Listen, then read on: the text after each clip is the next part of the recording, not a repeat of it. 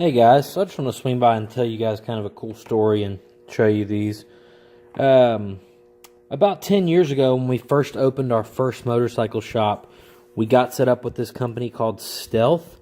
And at the time, this was when the first 250Fs were out. I think we were on 06 or 07 KX 250Fs, and Stealth made like a quick shot cover like Boysen has. They made some other little stuff like that. Well, anyway, we got hooked up with them, and we ended up buying some stuff to stock in the showroom, and most of it never sold. But here's one of the things we bought.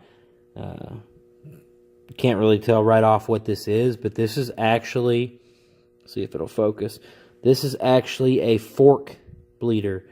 Now everybody's perfectly familiar with the Motion Pro bleeders, the push buttons.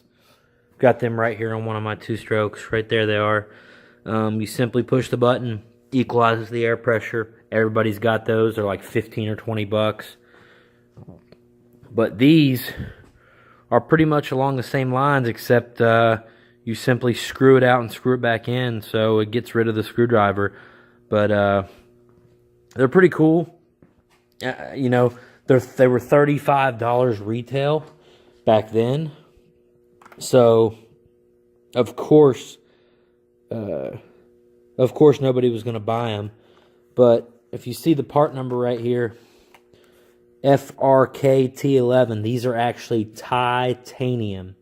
So, they had a stainless version and a Ti version. I imagine the stainless is a good bit cheaper. But I'm sure these aren't made anymore. They're just super cool. I've been trying to decide what I'm going to do with them for years. So I've just decided that since I'm trying to fix up these two strokes and stuff. See one right there. I got another one here. And another one way up there in the front of the garage. So I'm going to take these and just put them on my two strokes. So I just think it'll be something cool that you probably won't see anywhere else.